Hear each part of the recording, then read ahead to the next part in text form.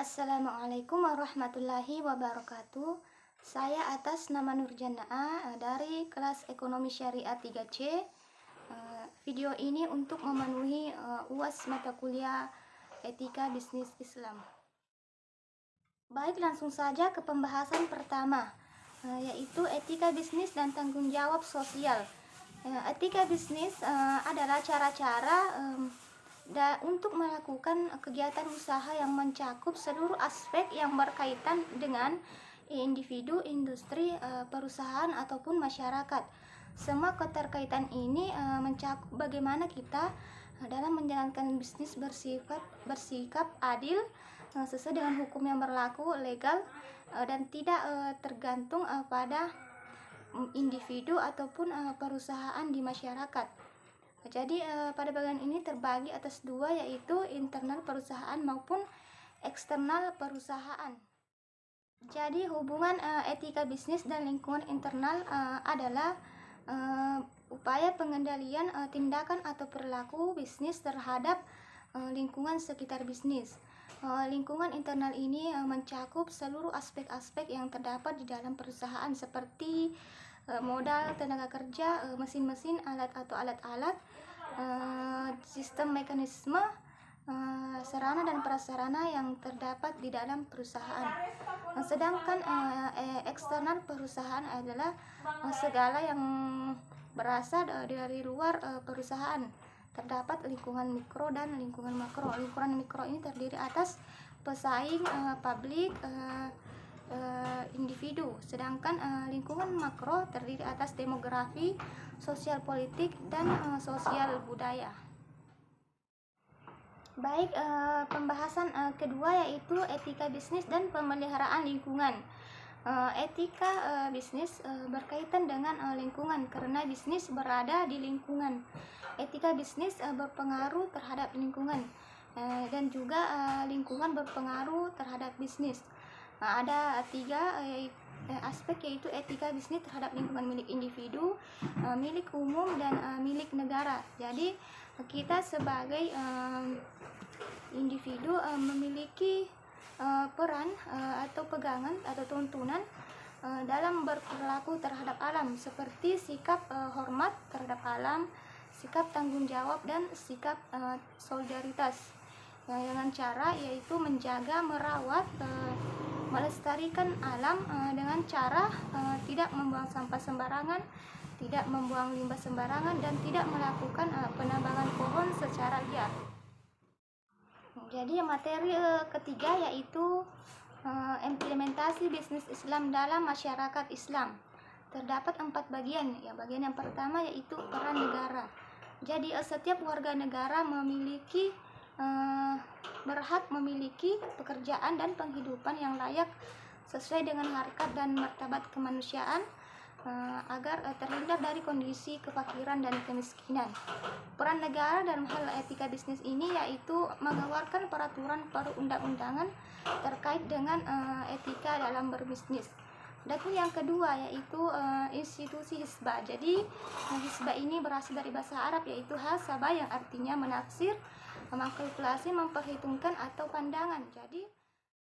Jadi secara umum hisbah dapat diartikan sebagai sebuah institusi keagamaan di bawah kendali pemerintahan yang mengawasi masyarakat agar menjalankan kewajibannya dengan baik.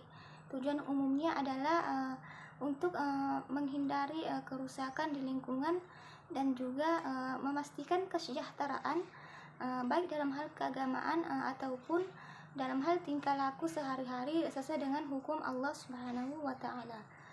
Terus bagian yang ketiga yaitu kontrol masyarakat. Jadi kontrol masyarakat ini adalah suatu mekanisme atau upaya teknik strategi untuk mencegah penyimpangan serta mengajak dan mengarahkan masyarakat berperilaku dan bersikap sesuai dengan nilai dan norma yang berlaku.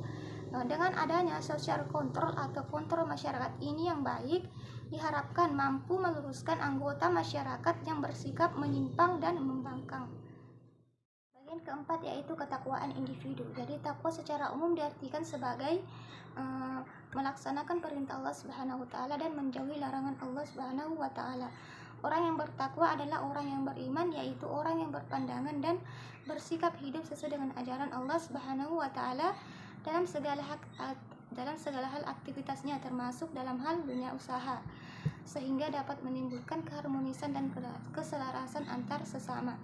Jadi bertakwa adalah bermuamalah dengan muamalah sesuai dengan syariat Islam.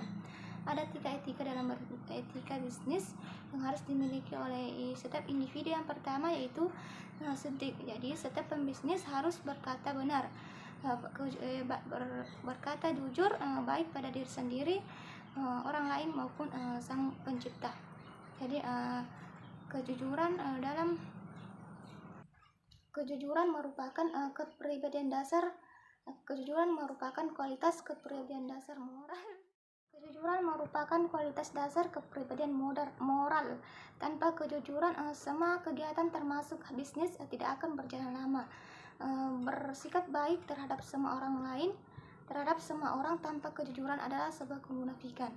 Jadi contoh jujur dalam hal bisnis yaitu menjelaskan kelemahan, kekurangan, serta kelebihan terhadap barang yang kita ketahui kepada orang lain, baik yang terlihat maupun yang tidak terlihat. Jadi bagian yang kedua yaitu amanah. Jadi Islam mewajibkan seorang pembisnis harus amanah baik pada diri sendiri maupun orang lain. Amanah nilai dasarnya adalah terpercaya, dan nilai dasar dalam bisnisnya adalah kepercayaan, bertanggung jawab, tepat waktu, dan transparan. Terus sikap yang ketiga yaitu adil. Jadi keadilan adalah perlakuan dan pengakuan yang seimbang antara hak dan kewajiban. Bertindak adil berarti mengerti antara yang benar dan salah, antara hak dan kewajiban. Bertindak jujur, tepat, sesuai dengan peraturan yang berlaku, dan tidak sewenang-wenang. Jadi materi selanjutnya yaitu persaingan dalam bisnis Islam. Jadi ada 4 aspek. Yang pertama yaitu pihak-pihak yang bersaing. Jadi bagi seorang muslim, bisnis yang dilakukan dalam rangka untuk memperoleh dan mengembangkan kepemilikan harta. Jadi harta merupakan sebuah hidayah yang diberikan oleh Allah Subhanahu wa taala. Setiap jiwa sudah ditentukan rezekinya masing-masing. Kita hanya bisa berikhtiar dan berusaha menjemput rezeki tersebut baik dengan cara tetap memperhatikan nilai dan norma yang berlaku. Terus aspek yang kedua yaitu cara bersaing. Jadi setiap pembisnis akan berhubungan dengan pihak lain, baik itu pesaing bisnis maupun rekanan bisnis. Jadi dalam berhubungan dengan pihak tersebut haruslah memperhatikan hukum-hukum Islam, yaitu terkait dengan akad-akad bisnis. Dalam berakad haruslah sesuai dengan kenyataan, tidak dibumbui dengan manipulasi. Jadi contoh cara bersaing Rasulullah SAW itu salah satunya seperti memberikan pelayanan sebaik-baiknya, menyebutkan spesifikasi barang yang dijual, serta jika ada kecacatan beliau menjelaskan kepada si konsumen atau mitra tersebut. Terus yang bagian yang ketiga yaitu terkait dengan produk yang dipersaingkan. Jadi ada 4 keunggulan. Yang pertama dari sisi produk harus halal dan spesifikasinya sesuai dengan yang diinginkan konsumen dan tidak menimbulkan penipuan. Yang kedua yaitu dari segi tempat. Jadi tempat untuk membuka usaha harus baik dan nyaman. Yang ketiga yaitu dari segi pelayanan. Jadi pelayanan harus ramah namun tidak menimbulkan maksiat. Dan yang keempat yaitu dari segi harga. Jadi harga sebaiknya yang ditawarkan tersebut harus kompetitif.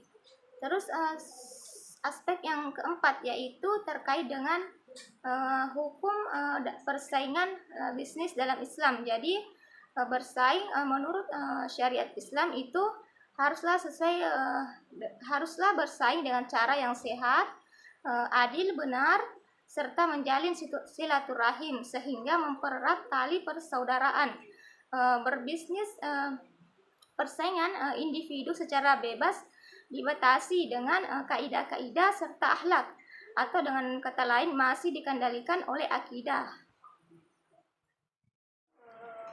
Pembahasan yang terakhir yaitu transaksi dengan alat komunikasi. Jadi transaksi adalah suatu proses perjanjian atau perikatan antara satu pihak dengan pihak lainnya, baik itu individu maupun kelompok, dengan adanya ijab dan kabul,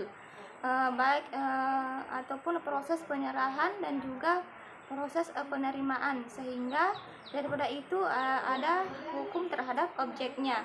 Jadi baik itu transaksi dengan alat transfer lisan maupun transfer tulisan tidak menyalahi syariat selama tidak merugikan salah satu pihak dan sesuai dengan rukun dan syarat sah jual beli dalam Islam. Nah, mungkin itu dari penjelasan saya, kurang lebihnya mohon dimaafkan. Wassalamualaikum warahmatullahi wabarakatuh.